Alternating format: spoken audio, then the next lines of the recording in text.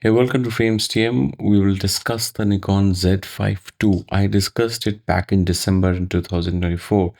I said back then, before anyone else, that the Z5II is on the way because I have a trusted source who told me that he happened to have actually seen the camera in someone's hand.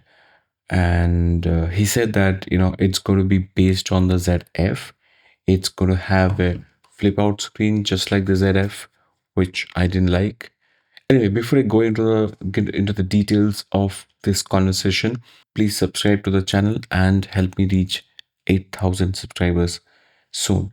Now, okay, got a few things interesting about Z5II. Fundamentally, it is based on the ZF. Now, the ZF takes the sensor from the Z6II, adds the XP 7 processor to it, kind of increases the image quality. The raw output is better, the colors somehow, everything kind of seems better as an output from the ZF.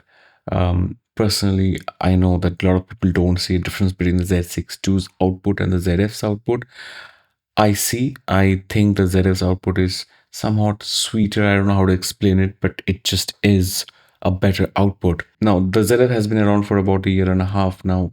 Therefore, in the Z5II, when I see another, let's say, iteration of the same sensor, I'm expecting to see some tweaks, some improvements, maybe very minor, but some improvements still when it is put inside the Z5II body. Of course, I also expect to see slightly better autofocus performance compared to what we have seen in the ZF. Now, not only do I want to see a better autofocus performance, I also want to see better management of the autofocus modes.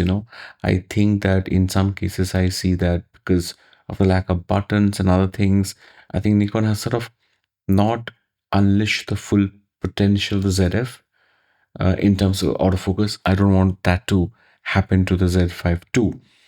I think the Z5II should match the autofocus of the Z6III, and I think despite the Z6III having a faster sensor, I think that it is possible to match the autofocus of the Z6III. So yeah, it's going to be an improved BSI backside illuminated 24.5 megapixels full frame sensor. It's going to have 4K 30 without any crop. It's going to have 4K 60 maybe with a crop, which I would like to not see because it's going to be a bigger body, and I don't think Nikon should force in kind of limitation that the camera doesn't need to have. I think maybe Nikon can get away the 1.1 times crop or something like that for 4K 60. So if that's possible, Nikon should just go ahead and do that. I'm sure the 1080 is going to go up till 120. I've seen that we're kind of, it's boring. Maybe we can see, 240 frames per second in 1080.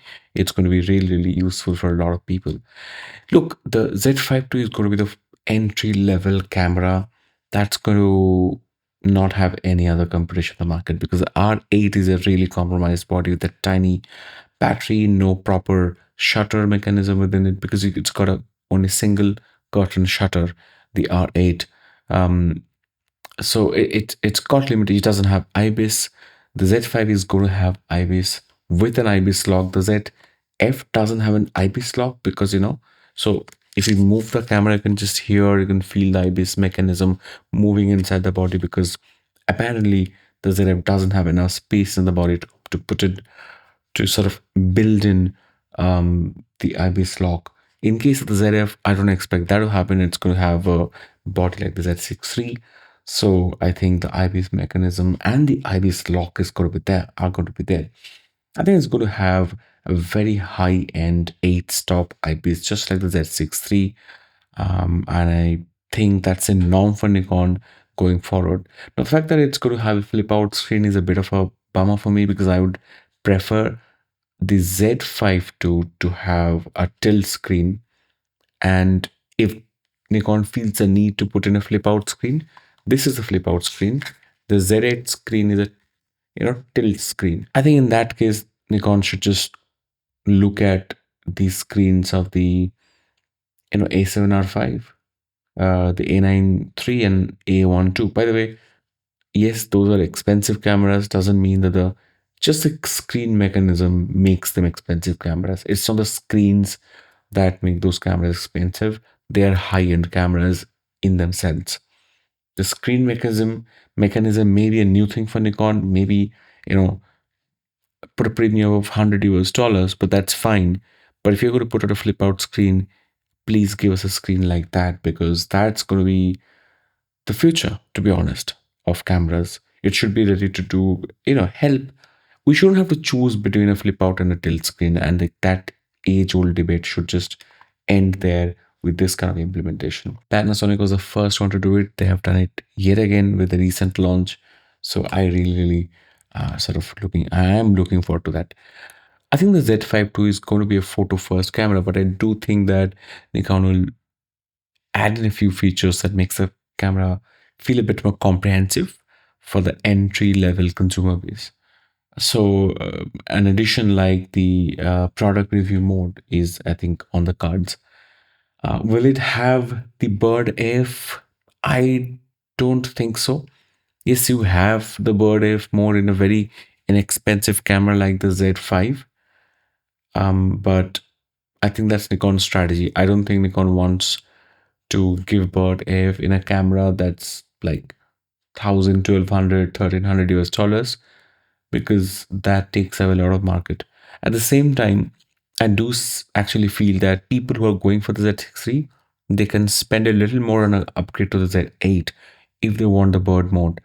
But people who are going for the Z5, they're not really going to go for the Z8. So if you're thinking, Nikon, if you're thinking that, by not giving the bird mode in the Z6 III, you're going to get those people to convert to the Z8, that's not going to happen. I think what's going to happen is they'll never they'll never experience what a great feature that bird mode is. And if we allow them to experience that, they'll probably get into bird photography, wildlife more. They'll start with buying the 120, 180 to 600 zoom. Maybe then they'll move to a prime like the 600, 6.3, or even the 400, 4.5. I think doors open up when you have a camera body that can do things that was not possible before having that camera body. Yeah, I think the Z5II is going to be here very, very soon. I think it's time. It's been quite a while. It's going to open up a lot of market, because no one credibly has a solution, a full frame solution at that price point, which can do very good wedding photography, product photography, little bit of sports photography. Yes, when I mentioned sports photography, I think it's going to have a fast buffer. It's going to have a deep buffer and a fast burst rate, because even the ZF has 14 frames a second. So I think 12 to 14 frames a second is a given for the Z5II. It's a no-brainer when once you put in an X-Speed 7. So those are my expectations. I spoke about it about, I think, 3.5 months back. And at that point, a lot of people thought that Z5II is not around. But I can tell you the Z5II is ready for a while now. I think Nikon just wanted to wait for March to get over. I think it's going to get launched in mid to end of April, and I think it's going to get priced between 1200 and 1400 US dollars. So yeah, looking forward to it. Let me know what you think. Are you looking for a Z5II? Do you have a Z5? Or do you want to upgrade to the Z5II or this ZF? Or do you think I'm shooting this on the Z6 III and the 35 1.2? Do you think you should upgrade to the Z6 III? I'm going to review the 35 1.2 very soon, so look forward to that. Oh my god, what a phenomenal lens. See you. Subscribe, help me reach 8,000 subscribers.